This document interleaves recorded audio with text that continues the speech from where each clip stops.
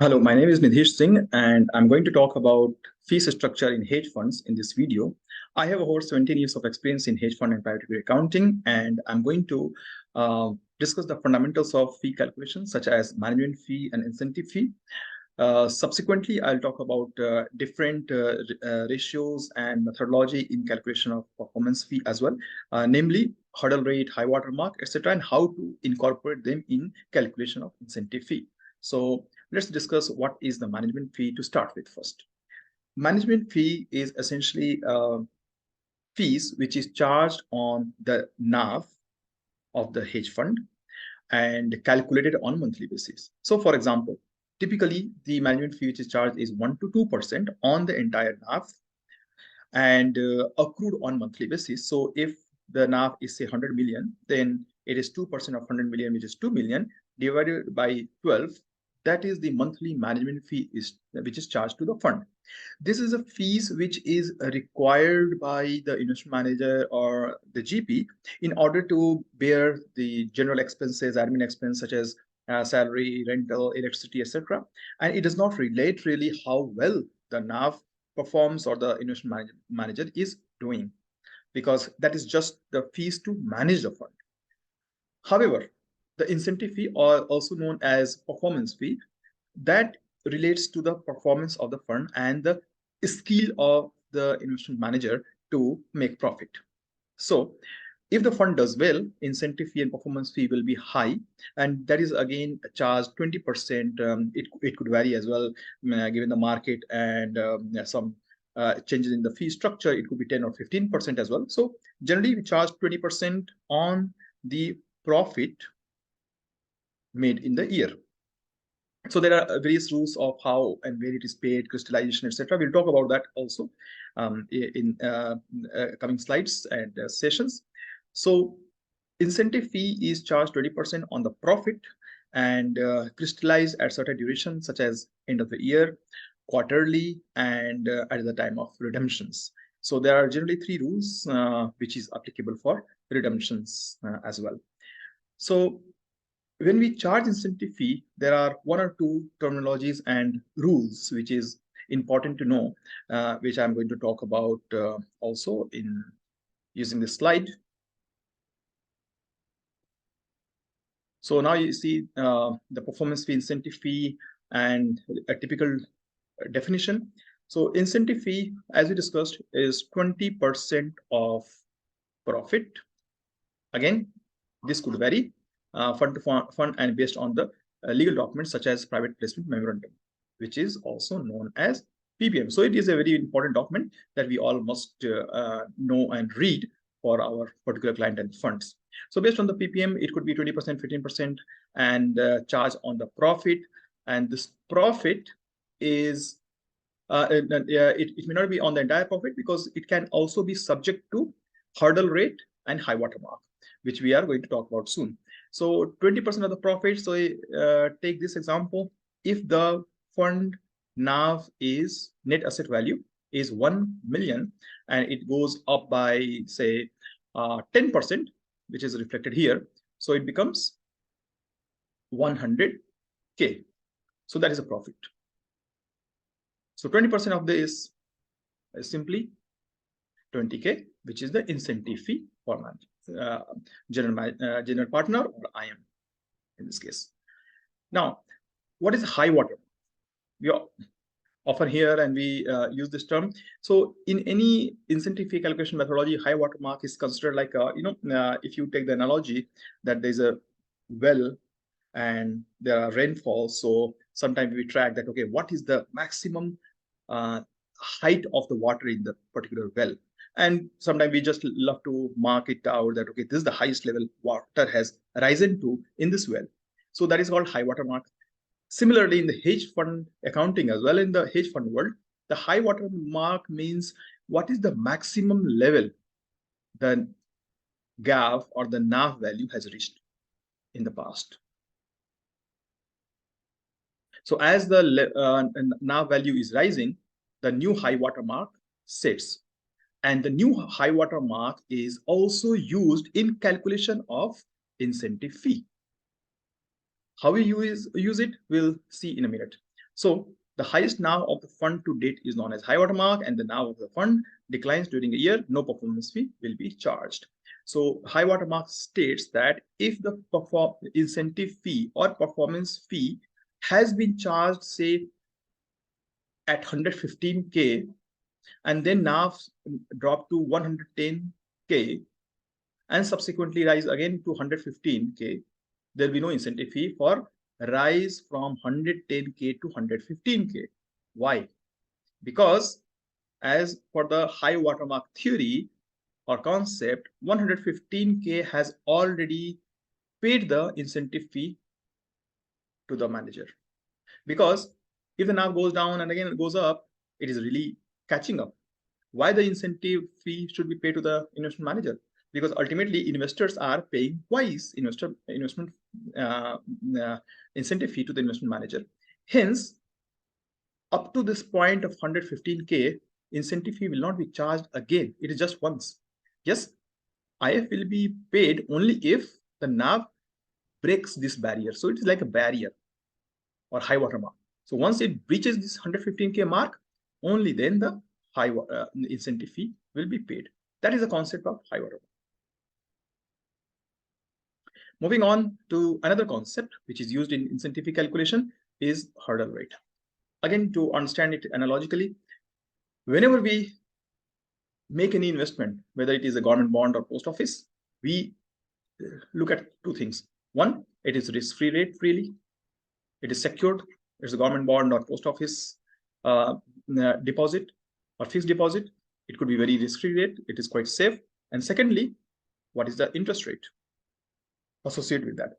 So if we see that any risk-free rate or bond, government bond, pays to us, say, 3 or 5%, that is considered quite risk-free return on our investment.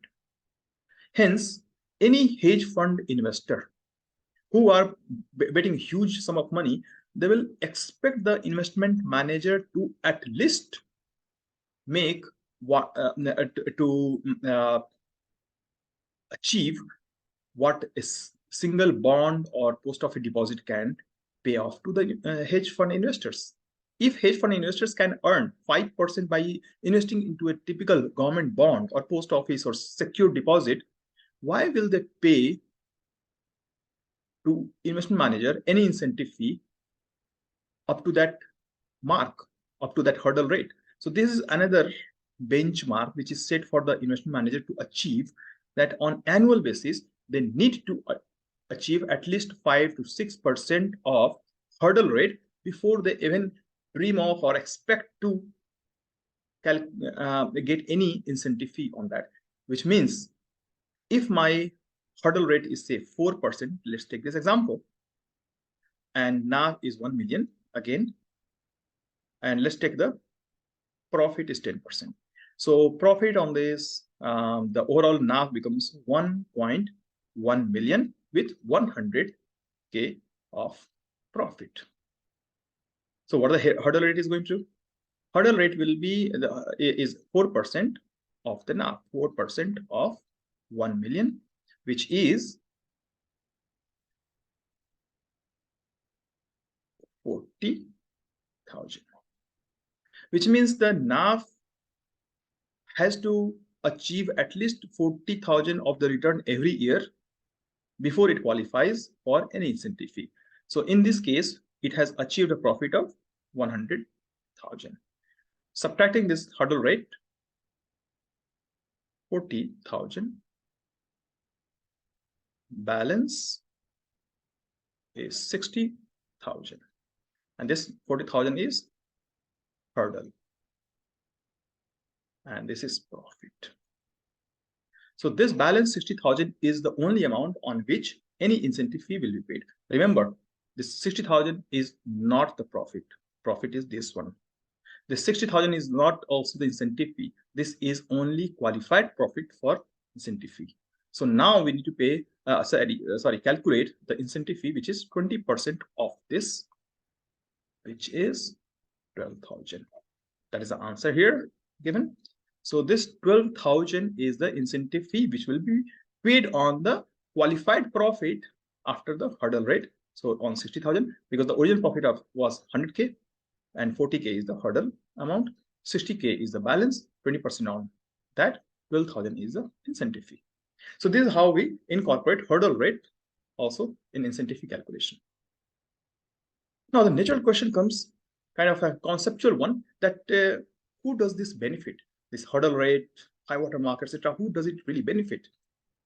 Obvious answer is it does benefit the investors, because investor is compensated for a bare minimum return before any incentive fee is paid to the investment manager. And let's take an example. If I launch a fund tomorrow and ask investor the money, anybody will expect me to achieve a bare minimum secured return before they will reward me for a good judgment in investment, right? Because if I can achieve 6% in the market, any fixed deposit can give 6% as well, then there's no real skill set for which I should be rewarded. So that is why the hurdle rate ensures that investors get a bare minimum return first. And secondly, it also aligns the interest of investment manager who are managing a fund and also the investors, so that they don't take excessive risk also on long term at least. So that is a alignment of goal as well as the fair compensation or return to the investors. How does it benefit the portfolio manager? That is because the portfolio manager end up getting some incentive fee if they are performing better than the benchmark rate or the market. Which means if the market is going down by 5% negative return and the fund is down only by 2%, which means fund is doing better as compared to the benchmark rate, which also means investment manager should be compensated or given incentive for better performance than the market. So that will also ensure, because the hurdle rate will state that minus 5% is the benchmark performance, and hence achieving only 2% of loss is still better than 5% of loss. So it compensates the portfolio manager. We'll take some numerical examples to understand this concept better in the forthcoming slides as well. Let's see the types of hurdle rates. So there are different types of this. For example, fixed and floating. So far, when we talked about 4% of the hurdle rate in this example, let's see, in this example, we talked about 4% of hurdle rate. That was a fixed hurdle rate, this one. And we know how it operates. We just apply 4% on NAV and deduct it from profit made. Okay, so secondly, the second type is floating rate, whereby we also have two types. Floating rate means there's no fixed fixed rate, there's no fixed number. It can change during the year and in future. So floating rate. Floating rate also is based on two structure. One is index benchmarking. What is index benchmarking? Let's say typically a Goldman Sachs index tracking fund or JP Morgan emerging market fund basically is launched, and the data will be on Bloomberg, etc. And we can track how it has been performing in the last couple of years. So for example, JP Morgan emerging market fund was 1,000 in 2022, and it became 1,050 in December 2022, in a year time. What is the increase in index? 5%. Now let's see how Alpha Fund is doing. Alpha Fund, for which you are calculating the incentive fee, it went up by 10% in the same duration. Whereas the benchmark rate was only up by 5%, Alpha Fund went up by 10%, which means Alpha Fund is doing better than benchmark rate.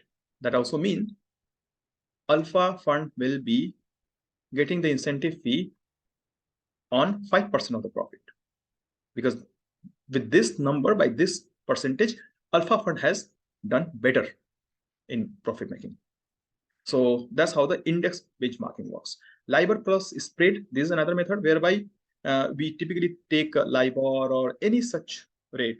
It could be LIBOR, it could be prime, or it could be Euribor. There are various banking benchmark rate, interbank lending and borrowing rate in different countries, different markets. So we can take one of those rate and then apply a fixed spread. It could be 2% or 3%, etc.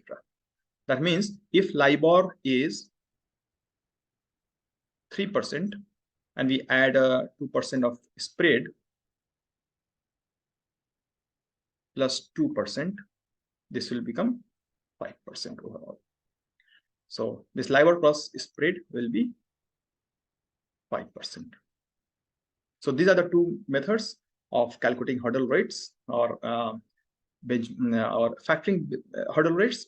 And within floating, we have also two methodology. Let's see how conceptually it can be applied and what are the different scenarios to use index benchmarking as well.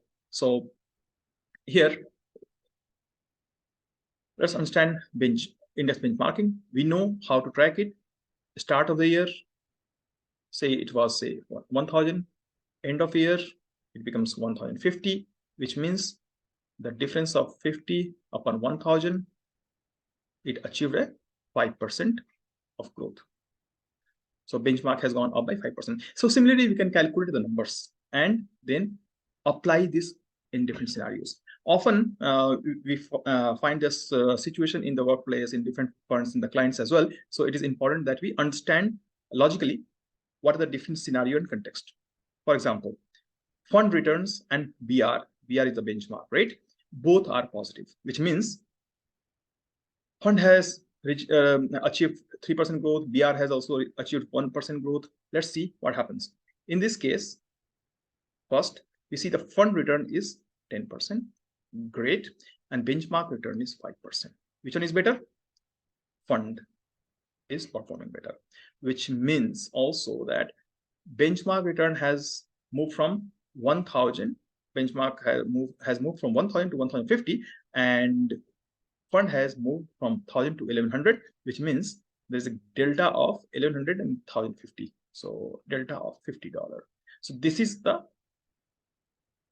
overall qualified profit. Remember the word qualified profit, because the profit has to exceed the benchmark number, which is 1,050. And why 1,050? Because benchmark return is 5%. 1,000 times 1.05 is 1,050. The fund is 1,100, so 50 is the qualified profit. On this, we will calculate incentive fee. So 20% is the incentive fee, right? 20% of 50, that is the incentive fee in this case, which is $10.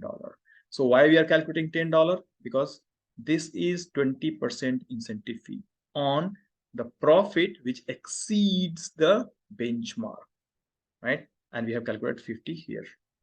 So $10 is the incentive fee using benchmark. The second scenario could be when fund return and BR both are positive, but situation could be a little different. Because fund return is 5%, whereas the benchmark return is 10%. It is just the opposite scenario of what we discussed earlier. Since fund return is less than benchmark return, hence investment manager has not exceeded the benchmark performance, which was essential criteria. Therefore, investment manager will not get any incentive fee because it did not do anything better than the benchmark. So 0 incentive fee. Third scenario, fund return and benchmark return both are negative. This one, which means, let's say fund return is minus 10% and benchmark return is minus 5%. So which one is really doing better? Both are negative, but which one is more negative? The fund return. Fund has lost more than the benchmark, which means fund return is less than benchmark return. And since the fund has lost more money, then there is no question of investment manager getting an incentive fee. So 0 incentive fee. Fourth scenario, when fund return and BR both are negative. So let's see what happens. So fund has lost 5%, market has, or benchmark return has lost 10%, which means here fund FR is greater than BR, because fund has lost less because it is a very bad market, maybe recession, it's a meltdown, 2008 like crisis, and benchmark is also losing money, funds are also losing money, but the fund in question has lost less money as compared to the benchmark. Hence, we can consider that fund is doing better than benchmark rate here. Let's calculate again. What would be the benchmark at the moment? 1000 was our NAV, lost 10%, so it is 900. What is the ending GAV? So this is our benchmark 900. What is the ending GAV?